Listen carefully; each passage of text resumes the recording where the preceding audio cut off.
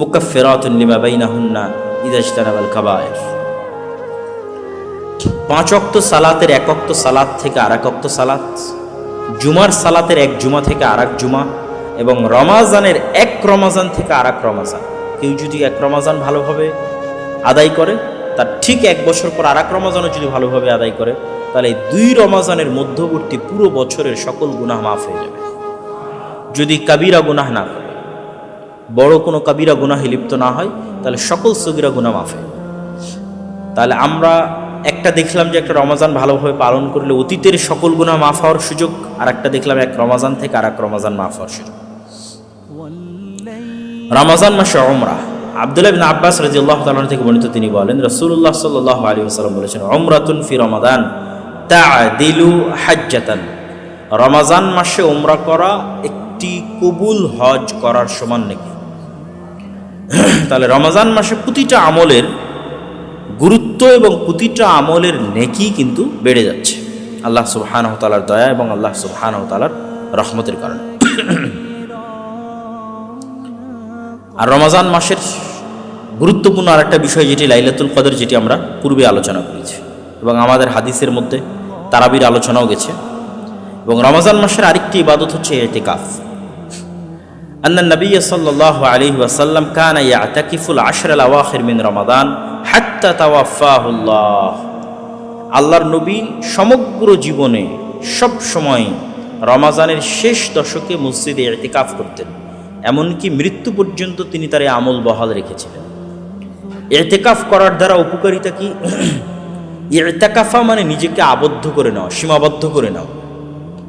আজকের যুগে আমাদের কাছে সকল ফিতনার মূল একটা অন্যতম মাধ্যম হচ্ছে ইন্টারনেট, সোশ্যাল মিডিয়া। কেউ যদি ইতিকাফে যায় মসজিদে, কিন্তু সে মোবাইলের ইন্টারনেটের সাথে কানেক্টেড, ফেসবুকের সাথে কানেক্টেড, টুইটারের সাথে কানেক্টেড, তাহলে সে কি ইতিকাফে আছে? ইতিকাফে নাই। কেন? সে তো চায়ের স্টলে আসে, চায়ের আড্ডায় আছে। এটা তো আধুনিক চায়ের স্টল, যেখানে আড্ডা হচ্ছে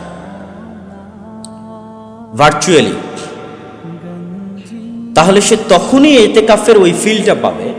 এটা হচ্ছে একটা ডিটক্সিং সিস্টেম, যে আপনি সমগ্র বছর ফোন সহিত ছিলেন, ইন্টারনেটের সাথেই তো ছিলেন, সোশ্যাল মিডিয়ার সাথেই তো ছিলেন।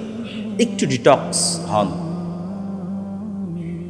ফোন থেকে ডিসকানেক্টেড অবস্থায়, দুনিয়া থেকে ডিসকানেক্টেড অবস্থায় 10টা দিন আল্লাহর কোরআন, আল্লাহর নবীর হাদিস, আল্লাহর ইবাদত, রাতের ইবাদত, এটি সহ 10টা দিন মসজিদে কাটিয়ে দেন। তাহলে আপনি বাস্তব জগতে ফিরে আসবেন, প্রকৃত ফিলিংস পাবেন, জীবনের ফিলিংস এবং আল্লাহ সুবহানাহু ওয়া তাআলার ইবাদতের ফিলিংস। এটার সুযোগ রমজান মাসে আছে, আমাদের নবী মুহাম্মদ সাল্লাল্লাহু আলাইহি ওয়াসাল্লাম করতেন। সুতরাং আমাদের যাদের পক্ষে সম্ভব, কেননা বাকি 30 দিনের জন্য তো আর এটি আপনাকে বলা সম্ভব হচ্ছে না, কেন 30 দিনের জন্য এটি মানুষের কাছে অনেক কঠিন মনে হবে। এই জন্য ইসলামের প্রতিটা ইবাদত মানুষের সাইকোলজির সাথে কানেক্টেড। আল্লাহ আপনাকে বলেনি যে সারা বছর সিয়াম ফরজ, এটা বলেনি।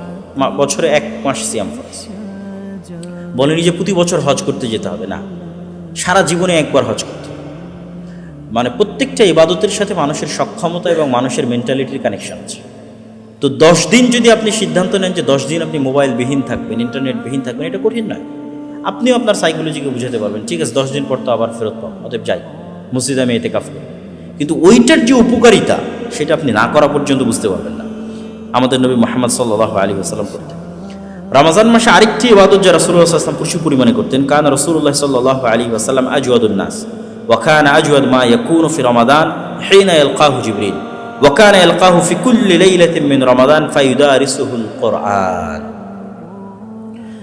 রমজানে রাসূলুল্লাহ সাল্লাল্লাহু আলাইহি ওয়াসাল্লাম, হাদিসের বাক্য শুরু হচ্ছে এভাবে যে আল্লাহর নবী এমনিতেই দানশীল, এমনিতেই শ্রেষ্ঠ দানশীল, কিন্তু উনি আরো বেশি মাত্রাতিরিক্ত দান করতেন কোন মাসে?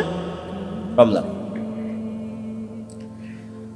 এবং আরেক হাদিসে এসেছে রাসূলুল্লাহ সাল্লাল্লাহু আলাইহি ওয়াসাল্লাম পূর্ব দিকের বাতাসের চাইতেও বেশি দান করতেন রমজান মাসে। পূর্ব দিকের বাতাস প্রকৃতিকে যতটা উপকৃত করে, মানুষকে যতটা উপকৃত করে, রাসূল সাল্লাল্লাহু আলাইহি ওয়াসাল্লামের দান তার চেয়ে বেশি উপকৃত করতে, এত বেশি পরিমাণে তিনি দান করতেন। দান করলে কি হয়? দান করার উপকার কি? এমনিতেই দান একটা ইবাদত আছে, আবার রমজানে সেটিকে বেশি করতে বলা হচ্ছে। দান করলে উপকারটা কি? দান করলে দুটো উপকার। একটা হচ্ছে তাজকিয়াতুন নফস, মানুষের অন্তর পরিষ্কার হয়, অহংকার থেকে পরিষ্কার হয়, আরেকজনের কষ্টে কষ্টিত হয়, আরেকজনের দুঃখে দুঃখিত হয়, মানুষের প্রতি সহমর্মী হয়, গীবত, হিংসা এবং অহংকার কমে যায় মানুষের অন্তর থেকে যখন আরেকজনের দুঃখে এবং কষ্টে সে তাকে দান করে, সহযোগিতা করে। এই ফিলিংসটা যখন তার মধ্যে কাজ করে, আর যখন এই ফিলিংসটা কাজ করে না, তখন তো সে অহংকারী মানুষ, সে তো হিংসুটে মানুষ। সুতরাং তার তো তাজকিয়াতুন নফস হচ্ছে না, তার অন্তর তো বিশুদ্ধ হচ্ছে না, পরিশুদ্ধ হচ্ছে না। তাহলে অন্তর বিশুদ্ধকরণের জন্য এটা খুবই জরুরি যে মানুষের কষ্ট হলেও সে তার পকেট থেকে টাকা বের করবে, এটাই তার অন্তরকে বিশুদ্ধ করবে। এই টাকাকে আল্লাহ সুবহানাহু ওয়া তাআলা নিজে নিয়ে যান নাকি? আমরা যে টাকা দান করি সেটা কি আল্লাহর কাছে পৌঁছে? কথা বলেন না যে আল্লাহর কাছে পৌঁছে? আল্লাহর কাছে তো পৌঁছে না। তাহলে আমরা যে দান করি এটা কারা খায়? আল্লাহর সৃষ্টিজীব খায়, মানুষ খায়, অসহায় মানুষেরা পায়, ইয়েতিমেরা পায়। সুতরাং আল্লাহ সুবহানাহু ওয়া তাআলা যে বারবার দানের কথা বলতেছেন, এতে আল্লাহর কোনো উপকার আছে? আল্লাহর কোনো উপকার নাই। সুতরাং দানের ইবাদতকে নিজের এন্ট্রি হিসেবে গ্রহণ করার কোনো সুযোগ নেই। দান আপনার অন্তরকে নরম করবে, দান তাজকিয়াতুন নফসে সহযোগিতা করবে, অন্তরকে বিশুদ্ধ করতে, অহংকার মুক্ত করতে, হিংসা মুক্ত করতে সহযোগিতা করবে, মানুষের দুঃখ এবং কষ্টে সহমর্মী হতে উৎসাহিত করবে। আর 2 নাম্বার কি করবে দান? কিয়ামতের মাঠে মানুষের সবচেয়ে বেশি যে ইবাদতটা কাজে দিবে সেটা হচ্ছে দান। কেন দান সবচেয়ে বেশি কিয়ামতের মাঠে কাজে দিবে? আমরা কোনো ইবাদতই প্রশ্নাতীত বিশুদ্ধ করতে পারি না। মানুষের পক্ষে নির্ভুল কোনো কিছু করা খুবই কঠিন, মানুষ পারে না। আমি গ্যারেন্টি দিয়ে বলতে পারবো না যে আমার 2 রাকাত সালাতও আমি নির্ভুল আদায় করেছি। সালাতের সময় কত গোটা দুনিয়ার চিন্তা মাথায় ঢুকে যায়, কেমনে আমি দাবি করবো সালাত নির্ভুল আমি আদায় করেছি? পুরো রমজান মাস আমি নির্ভুল সিয়াম পালন করেছি, এটা আমি কেমনে বলবো? এরকম যত ইবাদত আছে, কোনো ইবাদত কেউ দাবি করতে পারবে না আমি নির্ভুল করেছি। তো একদিকে ইবাদত নির্ভুল করতে পারছি না, অন্যদিকে তো আমার গুনাহ আছেই। কোথায় কত মানুষের গীবত করেছি, কত মানুষের সাথে হিংসা করেছি, কার কোথায় কোন জিনিস নিয়ে নিয়েছি, কাকে 2টা কটু কথা বলেছি, কষ্ট দিয়েছি, অসংখ্য গুনাহ। এই প্রত্যেকটা জিনিসের ব্যাকআপ হিসেবে কাজে দিবে কিয়ামতের মাঠে দান। যখন মানুষ আসবে বলবে সে আমার গীবত করেছে, কোথায় থেকে দিবে? দান থেকে পূর্ণ করবে। ইবাদত তো সে পরিপূর্ণ করতেই পারেনি, ওখান থেকে আর কি পূর্ণ করবে? ওটা তো পরিপূর্ণ না হওয়ার কারণে আরো গুনাহ হওয়ার কথা, মানে নামাজ পূর্ণ না হওয়ার কারণে তো আরো গুনাহ হওয়ার কথা। সে তো আরো গুনাহ বাড়িয়ে রেখেছে নামাজ আদায় না করার কারণে। তাহলে তাকে সাপোর্ট দিবে কোন ইবাদত? তার এই সকল ল্যাকিংসগুলো, তার ইবাদতের ল্যাকিংস হোক আর গুনাহ হোক, এই সবগুলোর জন্য সাপোর্ট হিসেবে কাজ করবে অতিরিক্ত দান। এই জন্য রাসূলুল্লাহ সাল্লাল্লাহু আলাইহি ওয়াসাল্লাম বলেছেন, তোমরা দান করে জান্নাত কিনে নাও। আল্লাহ বলেছেন যে তোমরা টাকা দিয়ে আল্লাহ সুবহানাহু ওয়া তাআলার কাছ থেকে জান্নাত কিনে নাও। তো রাসূলুল্লাহ সাল্লাল্লাহু আলাইহি ওয়াসাল্লাম রমজান মাসে প্রচুর দান করতেন। আরেকটা কি করতেন, যেটা হাদিসের মধ্যে এসেছে, যে জিবরাইল আলাইহিস সালাতু ওয়াস সালাম তাকে প্রত্যেক রমজানে পবিত্র কোরআন শোনাতেন, শুরু থেকে শেষ পর্যন্ত প্রতি রাতে পবিত্র কোরআনের মুদারাসাহ, পরস্পরকে শোনানো, দার্স। আর আমরা শুরু থেকেই বলে আসছি যে কোরআনের সাথে রমজানের সম্পর্ক কি? ওতপ্রোত। রমজান শ্রেষ্ঠই তো কোরআনের কথা। তাহলে যে রমজান অতিবাহিত করলো কোরআন ছাড়া, সেটা আবার রমজান নেই।